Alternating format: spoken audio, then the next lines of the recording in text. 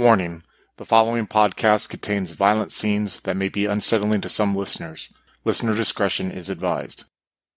In 1987, four childhood friends were reunited after 10 years to investigate the murder of a mentor they all shared. During this time, they unlocked the deep secrets of the past and found themselves exposed to the darkness that surrounded them. Soon it became more than a fight for justice, and instead it became a fight against the ultimate evil. 6 months later, in the winter of 1988, bonded by their knowledge of the dark unknown, they have decided to no longer be the victim. Now they seek out the deep roots of satanic corruption that hides in the shadows of society, all the while trying to mentor a new companion seeking justice for the death of his cousin. Institutionalized is the second story arc in the Chronicles of Darkness first edition story, The Ultimate Evil, set in Bismarck, North Dakota in 1988. Join us in this tale of satanic horror with Wayne, played by Adam, Che, played by Andrew, Alex, played by Mitch, Michael, played by Slavic, and the newcomer Derek, played by Tillman. If you'd like to contact us, you can find us on Twitter at twin_cities_VTM and on Facebook and Discord at Twin Cities by Night. If you'd like to help support the podcast, you can find us on Patreon at Twin Cities by Night. We hope you enjoy.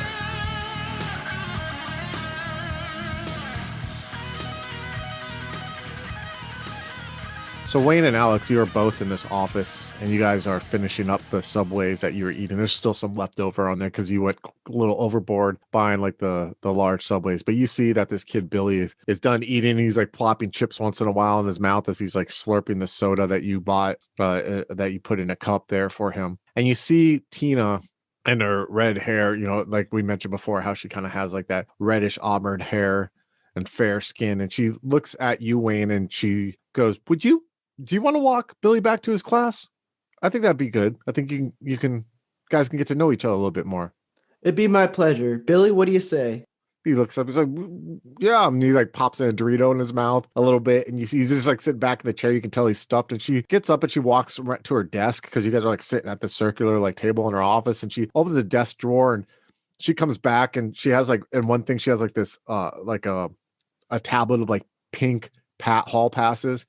And she writes ones out real quick and she gives it to Billy. And then she like takes this other like sheet that has like where there's like 6 different stickers that are like 2 inches by 3 inches. And she takes a black Sharpie and she writes like guest. And then she writes her name Wayne on there. And she's like, here, if you could put this on your shirt there so people can know that you're a guest here. And then she puts her initials like underneath your name on there. And she's like, and I slap it on and I'm kind of just like patting down the sticker over like my flannel shirt, trying not to get my hair stuck in it. And I look down at Billy and he's probably doing the same thing kind of. And, you know, I look to him like, isn't it neat? We both have the same sticker. He's like, he looks at you, he's like, all right, you want to go? Come on, let's go. And he like gets up and he's like, I'll see you later, Miss Weaver. And he like goes and he opens the door and he like waits for you to walk out into the hallway. And I'm wrapping up the second half of a sandwich and I'm, I don't know, probably zipping it up in his backpack as we get him set up to go. And then I'll open the door so he can walk out first into the hallway. All right, he walks. And I'm just letting him lead, and I'll just kind of be walking like right near him, little behind him, but next to him.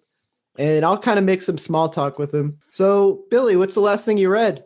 And he like looks up at you for a second, and you guys are walking, like you hear your footsteps echoing down like this high. It's like a wax floor that's like very highly shined. You can almost like see your reflection kind of in the floor as you're walking by. And then the hallway like seems to be one of those school hallways that seems to like go on forever. And he looks up, he's like, I just read where the red fern grows. It's a real sad one. Oh. Made me cry, and I'm not even afraid to admit it. And he looks up at you, he's like, you cry? All the time, son. It's like, I do too. This place makes me cry a lot. I take a knee like right before him and I kind of stop him and I put my hand on his shoulder and I'm just like, it's okay to cry. This life is hard. It makes me cry all the time. But listen to me. If there's something that's bothering you, something that's causing you pain, you can tell me. You can tell me anything and if I can help you, I will. I'm not like the other adults, okay? You can tell me what's going on and I'll try to stop it. This place isn't good. It's not good. You said you're going to fix it though, right? Yeah, I'll fix it. I promise. And you see he's thinking for a second. He's like looking down his shoes and he looks at you in the eyes as you're still on your knees, and he's like, if I see something that's not right, I'm going to tell Miss Weaver and I'm going to tell her to tell you, okay? You can tell Miss Weaver, and I trust that she will tell me. Is she a nice lady? Is she somebody that you feel like you can trust around here? And quickly he nods his head. Yeah, she's not like she's not like the people here. She's kind Yeah, of I like got what that impression from her. She seems like a good one. this is. I don't know how else to say it. Just this place isn't right. I don't think good things happen to Toby. I don't even really know him, but I don't know. I don't know. And I'm gonna give him like this look. I want him to really just feel like I see him on my level, you know? Like I really just want him to see that like I don't view him as like this adult like looking down on him as like a kid. And I want to just like, so like I'm like eye level with him right now. And I'm just gonna kind of like tap him on the shoulder and I'm gonna say, "Hey, what do you think happened to Toby? Just your thoughts." You see him stop for a second and he's like thinking about it. And he's like, and he looks at you up back at you and he's like, maybe he saw something he wasn't supposed to see. Maybe he saw some of the stuff that I think happens here. Toby was like me, he didn't talk to a lot of people. And I know I don't talk to a lot of people. So that tells me that he probably knows bad stuff happened here too. I reach into my pocket and I take out the Dakota investigative card and I start writing the phone number for the landline to my trailer on the other side of it. And I tuck it into his like I don't know. I actually just like I give it to him. Like I put it in his hand and I close his hand tight around it and I'm just like, if you ever feel like you're in trouble here, you can call this number on the front. That's where I work. Or you can call this number on the back, and that's where I live. And I'll come down here and I'll take you out of this place. You understand? So what's going on over here? You hear coming from behind you. What's going on here? And you see this figure walk up and you see he has like these navy blue pants on and he has like a sky blue shirt tucked in, a long sleeve shirt. And you see like there's a name tag that's on it. And it says Perry. He has like this handlebar mustache. He looks to be maybe like in his mid to late 20s. The mustache is like blonde. And you see that he kind of has hair that's slicked back, not like glued back, but kind of like slicked back behind his ears. It almost goes to like the middle of his neck, but it's like all one length and it's blonde. And he has these really fierce gray eyes and he's like looking down at you two. Who are you? What are you doing around here, buddy? I stand up very slowly and I put my hands on my hips and I'm kind of just giving him this stern look back. And I look down at the visitor pass on my shirt and I put my hand on little Billy's shoulder and I'm just like, "My name's Wayne. How can I help you?" Sorry, hold on a second. Sorry, that was stupid. Yeah, no. It's not stupid. I'm thinking of the guy that I'm playing. How tall is Wayne? How tall is Wayne? Probably not that tall. Like what? Like 5'10", 5'11"? Just like very average. Maybe Okay, we'll say like 5'11". So this guy walks up to you and he's about your height. And he gets like uncomfortably close to you. And you see he has like a little toothpick like coming out of like the corner of his mouth. And he's just like moving the toothpick around. And he's all like, what did Wayne say? Like, Well, I said, "How can I help you?" Oh. But I'm gonna say like, "Look, I'm just walking this young man to class. And he looks Got down. a problem with that?" And he's like, I think Billy can find his own way to class. We don't need no long hairs around here. Dirty hippies. And he's just like getting close to you. And he's looking at you and he's like, your kind threw dog shit at me when I came home from Nam. I don't need your type around here. So let this boy get to school. And he looks at your badge. He's like, so Tina gave you the pass, huh? Okay, this guy is really pissing me off now. That comment I don't feel like applies to me, so like I'm like very kind of offended by that because Wayne's not like a He's not hippie. Yeah. like some kind of like flag burning hippie type. He's like, whoa, like so that like pisses him off. So he's just like, his face is getting real red right now, and but he doesn't want the boy to see him do anything like, or like he doesn't want to like get like beat up in this school right now either, which is like. Also that touch a nerve there, buddy. Who you with? What are you doing at the school here? It's none of your goddamn business, all right? Matter of fact, it is my fucking business. Seeing I'm the head of security here. So I'm gonna ask you one more time before I call my buddies here and we give you the boot. What the fuck you doing here, long hair? Look, you see the fucking pass, all right? Why don't you go in that other room and talk to Tina? I don't got to explain shit to you. And I'll just kind of turn around and I grab Billy by the shoulder and we just start walking down the hall. You just kind of hear a snicker like behind you as you walk off. We'll cut to Alex. Alex, fuck that guy up for me, please. Alex, you are sitting there at the table and you see Miss Weaver gets up and she starts like putting stuff like in the bag, like she's throwing away the wrappers, and there's a moment like she gets up and she puts some of it, she puts it in this trash can by her desk, and she turns around and she's looking at you. She kind of leans back on her desk while you're still sitting, and she looks down at you. She's like, you seem to be the observant type. Yeah. Yes, I am. What's your story? Oh, you wouldn't believe me if I told you. And she goes and like props herself like onto the desk, like she's sitting on there, and she crosses her legs. Give me wits and empathy, please. 1 success. All right, awesome. You notice for a second when she crosses her legs, you kind of see like she tugs her skirt like over her knees, and you see there's a moment where she looks down and she like kind of looks up, and you realize you're like, oh, you're used to seeing this a lot in the bar in the main. You know, you see like once in a while, like there's kind of like a little connection. Not that she's being flirtatious or whatever, you know what I mean? But you can kind of tell like she's careful to be modest around you, which kind of like gives that little like spark, you know, that you kind of are used to feeling at this point. And she's like, how long have you been working on trying to find this Toby kid? A little while now. It's been interesting. How so? I can't really share a lot of that right now. Client confidentiality and all that. Oh. And she just like gets up for a second and looks out the window, standing by the window, and she turns around again. Are you still sitting when she does that, by the way? Yeah, Alex will be sitting and he'll tidy up where he's at. You know, if there's any napkins or any trash near him, he'll start balling it up. And she looks at you while you're doing it, and you see she's like trying to formulate her thoughts for a second. She's like, listen, the reason I wanted Wayne to go take Billy back to class, I don't want Billy to hear this. And I feel like it'd be good for Wayne to like get to know Billy, but listen, something's not right with this place. What do you mean? I just can't put my finger on it. You know, like you guys coming here has kind of made me realize something, you know, that I don't know. The way that McNulty called and told me that I should talk to you guys, and the way people act here sometimes, it almost feels like that they are in damage control. Do you know this school is closed for a year? Just out of the blue, was closed for a year. Why was it closed for a year? I don't know. That I don't get. It was closed from 87 to 88. And then they just reopened. They had the new dean that they have now, Garrett Dotson, and did they change anything? They got a new headmaster. That's all I know. Did they remodel anything? Did they rebuild anything? Anything get torn down? The official story was they lacked funding for that year. Do you see how many kids are here?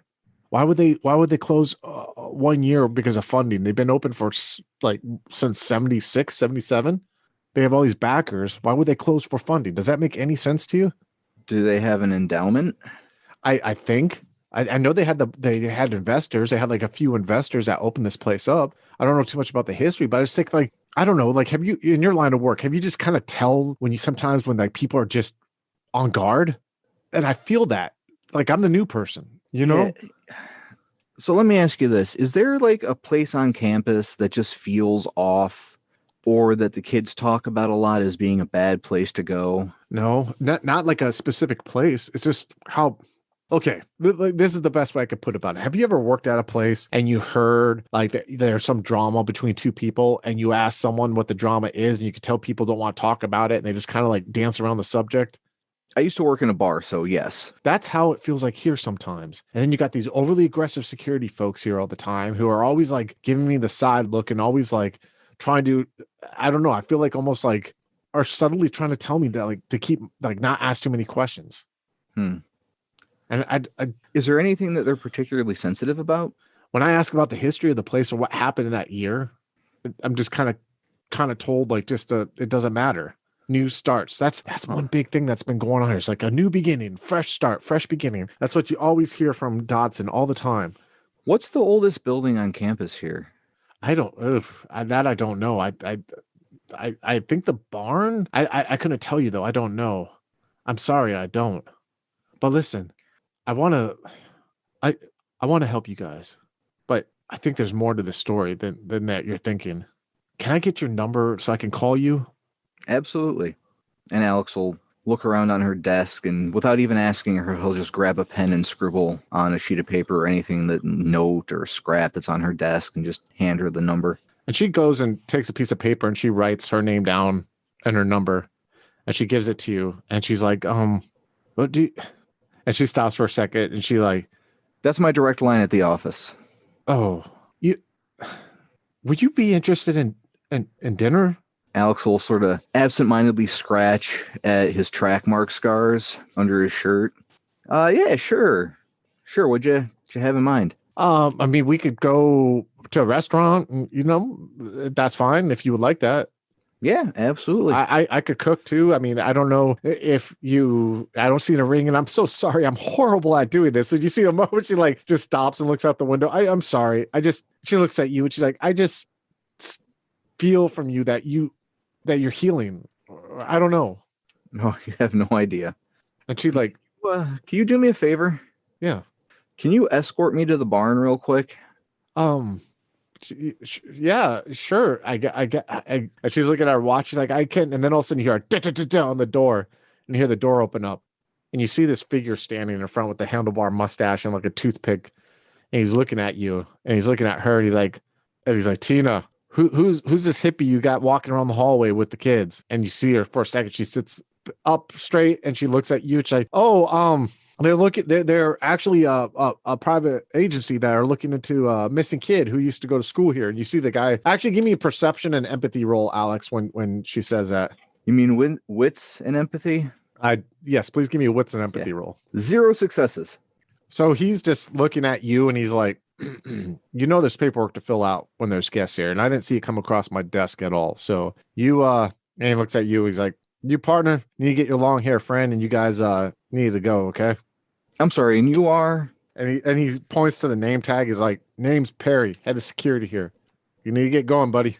We are trusted with the well-being of these kids, and we have proper security procedures that allow guests here. And Miss Tina, while I'm sure her goals were good and her intentions were good, did not follow the proper procedures. So, and I'll turn to Tina. Well, will you see me to my car then?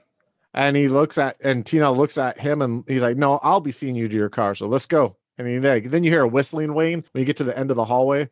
And you're like, hey, buddy, get down here. You and your friend, I'm going to go show you out here. Does this guy trip my danger sense or my unseen sense at all? Remind me what both of them are. You don't have to read them like the verbatim, but just remind me what both are. Danger sense, basically, it gives Alex sort of this heads up if he's in danger. And unseen sense, if there's anything supernatural about this guy, Alex gets the hairs on the back of his neck stand up. No, he doesn't get any of those two. No. Okay, so this guy's just a dick. He's just a dick. Yeah. He's like, yeah, come on, buddy. And he's like motioning for you, Wayne. And you see Bobby look up at you, Wayne, or Billy look up at you, Wayne, and he's like, just go. He's not gonna stop until he gets what he wants. I'm good. I'll call you, okay? And I'm so disappointed to hear this kid say that, to just know that this is ingrained in him already. And there's just so much more I want to say to him just about that. And I just kind of shake my head sad. And I just turn around. I give him a pat on the shoulder. And I'm like, all right, you call me if there's any trouble, okay? And I turn around and I just start I'm striding towards this Perry guy right now. I'm walking with a little bit of a pep in my step and a little bit of a fire in my eyes right now. And if I can see Alex outside too, that's only going to embolden me. Alex, are you going out into the hallway, Alex? Very slowly. And you see, Alex, he's kind of just dead staring Perry as he very slowly makes his way to the door. When he gets to the door, he'll turn and look at Tina, give her a quick wink, and then turn back to leave. And you see Wayne looks fired up and he's like, you want to dance, boy? We can dance. I fucking wish you would. And he's getting close and stuff. And he's just like, I got my eye on you, motherfucker. Oh, and that language ain't going to get your request approved in the future to come back here. So I hope you get a good look at the school, because your ass ain't going to be in here ever again. And Wayne is pissed, and he knows that he's just making a scene and making things bad for the both of them and for this investigation. But he's just this person is really getting his goat right now. He's really gotten under his skin with the saying that like he threw dog, you know what I mean? Like that like whole kind of like hippie thing. Wayne didn't like that. And he's not gonna get physical with the guy or anything, but like he's like in like a verbal, like, verbal with him right now. Alex is gonna look at Wayne. Wayne, let's just go on. Let's get going. I'm sure the village person here has very, very big business to take care of. You hear a snicker as the guy like looks at you, Wayne, like he kind of won, and he like motions, going down that way, going down this way, and he motions towards the stairs, and you recognize his accent clearly isn't like North Dakotan. You know what I mean? Like, is it going down that way? Here we go. And I turn around and I give him that motion of where I do the 2 fingers at my eyes and then the 1 finger at him, like I'm watching you. And I give him like a cold look, and then I just turn around and I'm sure Alex is kind of just like, come on now, like let's just go. And yeah, I'm just going. I'm just like, yeah, let's get out of here. So he walks you down to your guys' car, and then you guys start the car and start driving off the land. You know what I mean? Before we leave, Alex is gonna roll down the window. Literally, as we're ready to pull away, Alex is gonna roll down the window. So, what are you charging for mustache rides these days, big guy? And he go. He's like, and you just like looking, you can see like the dust trail or the slush and everything, like from the wheels like fall back. Can I hit him with a coffee cup? No, I'm just kidding. Yeah, God, you can, the epic satanic snowball fight of 1989 occurred. Wayne's so childish. Yeah, it's cool. It's fine. Yeah. So as you guys you peeling out, you drive past the welcome sign and you're back on the highway heading south to Bismarck. First of all, let's get what's going on in your head, Alex, with all that just happened right now. Alex is kind of annoyed. He really wanted to go down to either the barn or some other place in the school and kind of get an impression of the place, see if he could feel anything with his merits, just in case. He's dealt with enough creepy shit, but he knows he still has an in with that dinner date that's coming up. Yeah, like how's he looking at that? Is he looking at that like how is he looking at the whole situation? Is he looking at like there's just something to exploit? Is he looking at like is he even in the mindset to even care about romantic type stuff with everything that's going on with him? No, he doesn't care about the romance. He cares about the job. But, the romance is a stepping stone to the job, so he'll see where it can go. So cold-hearted player kind of thing, right? You're just looking at like a way to get into this case. Not cold-hearted per se, more like just burnt out. What's his impression of Tina? She seems like a good person. Naive as fuck, but good person. Yeah, I could see that for sure. What about you, Wayne? I feel really pissed off, like I blew it. Like I let my hot-headedness kind of compromise what we had going with the school, and now we're not going to be allowed back. I'm also really worried about this kid. I see a lot of these like alarming behaviors in him, and I'm no psychologist, but it's just he seems so defeated and scared, and it's like I just hate that there's like nothing I can do for him right now, and that like I can literally just see like this oppressive school, just like even in this short time I've spent here, I can see just like these oppressive figures in this school just bearing down on him already, and he's already defeated, and like these sexual abuse allegations, I just don't feel like it's a safe place for this kid, and I'm just like really worried about it. But also the fact that I just got like basically given the boot, I'm just like, fuck, like did I just blow my only chance to like help this kid by being hot-headed and stuff? Also, it's just like everything else that's going on right now, it's just like it's what's causing me to have such a short fuse. Like what's going on with my fucking friend who's like fighting for his life right now. And like he's the grandson of my mentor. And I don't know like what's going to happen with that. Like, I'm really just like being like pulled in like a million different directions right now. So yeah, dude, it's not good. I feel that it's pressure, it's stress, and then you have this asshole who comes up when you're trying to do something right. And this obviously has some kind of bully complex or yeah. And that's the thing too, is it's like a high school bully kind of thing. It's like, he just like didn't like the way I look. So he came up with some shit about it. And it's like, he wanted to fight. And I was just like, that really just pissed me off, man. So like, but like at the same time, like as they're driving away, Wayne's going to be like, fuck Alex, I'm sorry, man. That was real fucking stupid of me, dude. Nah, don't sweat it. We still have an in with Tina. I'm going to have dinner with her and see what I can get out of her. Hot dog. We might need to come back and break into this place. Do you have the license? Do you have one of the licenses, or should I do that on my own? Well, we can break into this place, no doubt. I don't see there being any kind of problem with that. We'll just come back at night. I just don't want you to get in any trouble because, Mike's got a license. I don't have a license for good reason. Wayne's thinking back to that test that he took, and like, whether it be divine intervention or somebody on the outside giving him a little bit of a head start, he passed and he does have that license. And it's still just like kind of dumbfounding to him that he's like, yeah, I do have one of those. Kind of funny how that works out, ain't it? Yeah, so it's up to you if you want to risk it. I mean, I'm happy to do the shady shit. Look, these kids are in trouble here. Now, I don't really think there's any use playing it safe if it's gonna... I don't think we got any time. We might just have to come back tonight and bring some bolt cutters or some shit like that and just kind of see what happens. All right. We might need to stop at a hardware store. Yep. All right. We'll say the drive goes uneventful until you get back to the Dakota Investigative Services. Michael and Derek will say that you probably rolled up like a half hour ago. You're within the office. You guys see through the glass front that both Derek and Michael are in there. You two walk in. Go ahead. Scene's on you guys. I go right through the door. I take my jacket off and I kind of just throw it on the couch. I'm a little bit pissed off right now. I'm pacing a little bit back and forth, kind of muttering to myself about that guy. Stupid son of a bitch with his dumbass mustache. Alex goes to his desk and starts to just doodle on a sheet of paper. How's it going, boys? Pretty good, actually. What about you?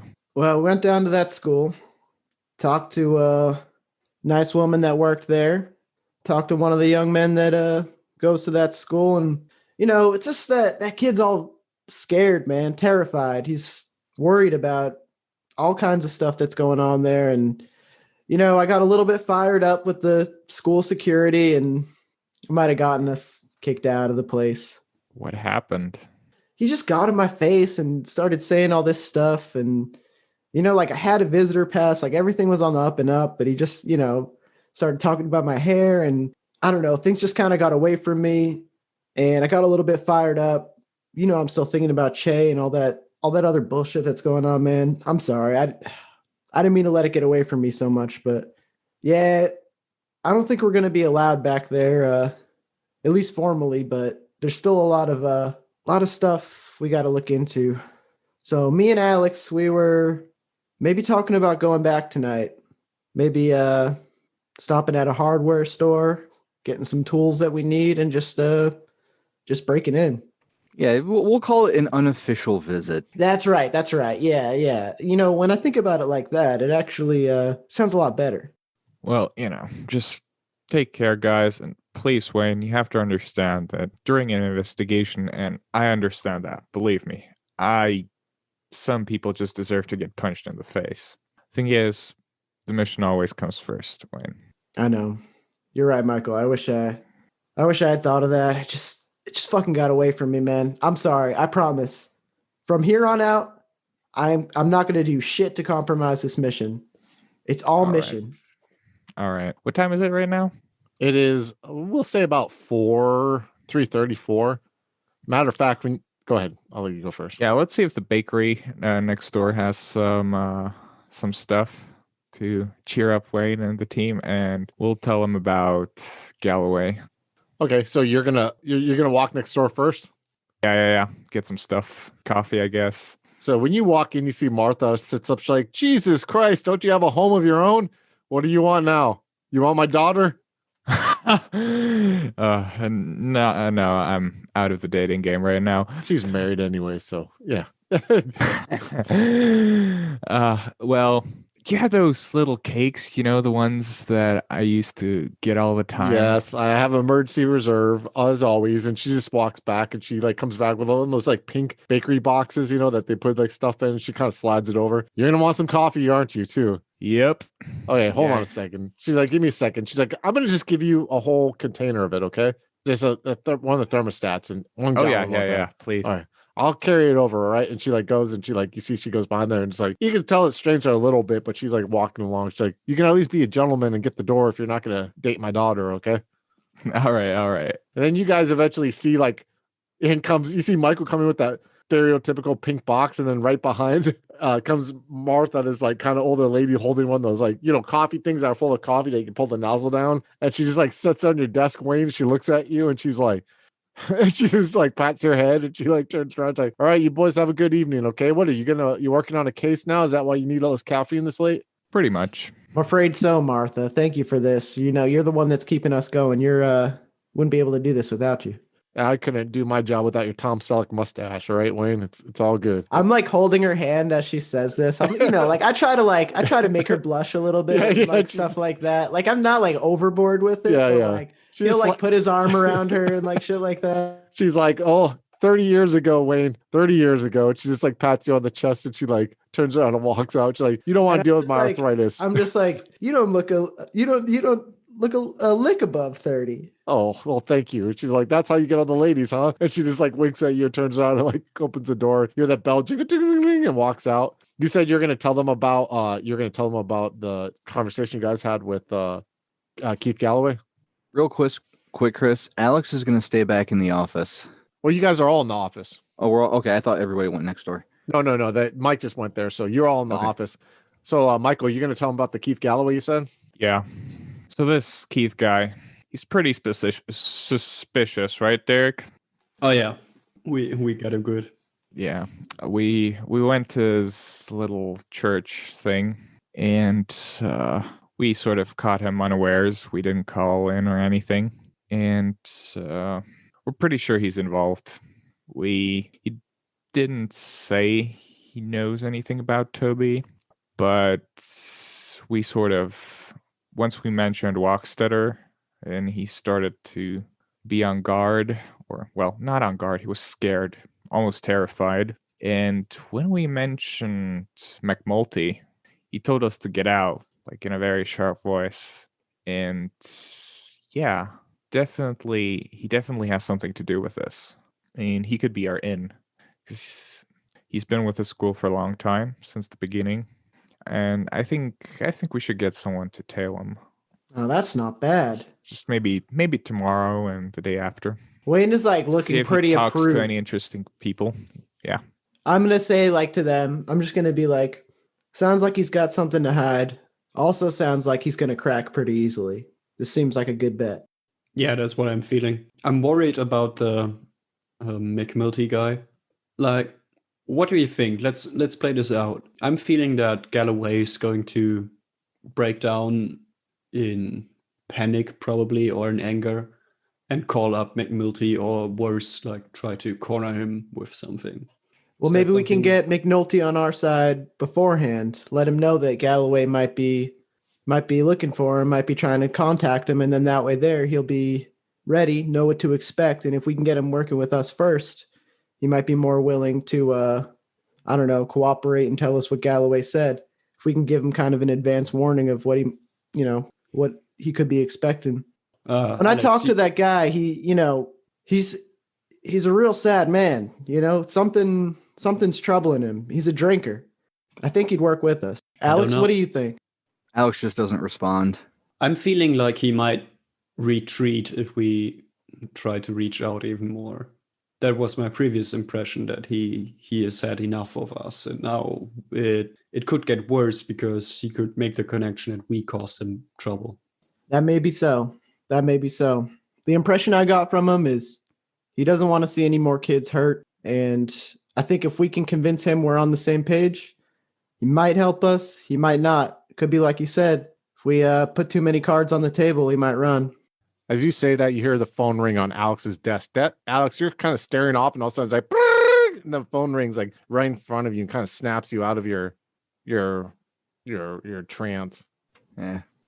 So go ahead and say what you said in the chat, so we can listeners. So Alex zonks out, and he's just sort of scribbling on the notepad, and the scribbles start off as sort of this gibberish, just doodling lines, and then eventually becomes more and more specific. And then once the phone rings, he sort of ignores it for the first couple of rings, and then on the third ring, he just sort of snaps awake and drops the pencil and grabs the phone. Sorry, hello? Alex, this is Tina. Hi. our dinner date, I think it's best we probably just do it at my apartment. Are you okay with that? Yes, I am. So, okay. Here's my address, and here's my. How about 6:30 tonight? Alex takes a look at his watch, or no, sorry, not his watch, the clock on his desk. What time is it? Oh shit! Sorry, it's like 4:30 right now. 5. Yeah, that should work. What's your address? And then she just kind of gives you the address. Thanks. Yeah, I'll see you then. Quite awesome. So let's break down what you're doing, so like the so listeners can know exactly like what you're doing. So you're using a merit you have, right? Yeah. So Alex is using his automatic writing merit. Okay. And what does that all entail? So while the others were talking, he was kind of zonking himself out into this trance state, where he just sort of lets his mind float freely. He doesn't, he loses all sense of focus, all sense of awareness, and he just moves his hand on the paper. And as he's drawing, slowly the scribbles become words or images that specifically pertain to the question he has in his mind. And he's trying to ask, or his general question is, where should he look at the school for answers when he breaks in later that evening? And so he's just trying to see what the psychic ether provides him with. And that was 11 successes to get into the trance state, which requires 10 successes, and 3 successes on the automatic writing roll itself. Let me think real quick on this. In front of you, you see a picture of a horse. It looks like it's within a barn. And you see these silhouettes of figures standing around the horse, but they're black and they're dark. And the horse is white.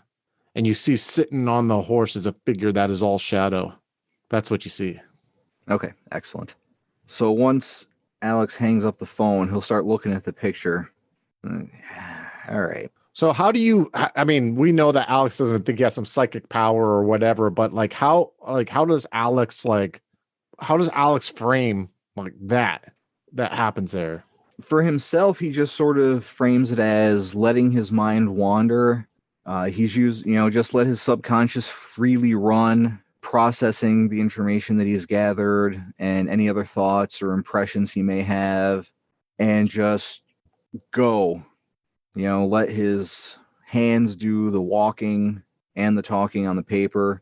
He doesn't really think of it as a power so much as his subconscious manifesting an answer that's already there that he's just not been able to put the pieces together himself on. What does it say though? Like, what does he think about seeing like this picture's eerie that you're looking at? It's unsettling and it's weird. It's a weird type of, looks like adoration of some dark figure riding a pale horse. Like, what does that make him feel like? Because I mean, to me, that's not normal. It's almost like the drawing that you saw on your desk when you woke up from that weird dream where Wilkester was in the dream pretending to be that woman, that stranger woman you're on the couch with.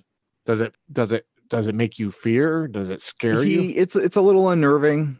He's looking at it and thinking, okay, well, I kind of suspected the barn was the place to go anyways, but all these dark figures, he's like, oh shit, okay, so maybe that's part of his past trauma and the shit he's experienced manifesting on the paper, or maybe there's something else there, but he's doubting that part of it. Wayne looks over on the paper. Hey, what you got there, Alex? Draw a horsey? Yeah, just sketching out some thoughts. I think we're gonna be breaking into that barn tonight.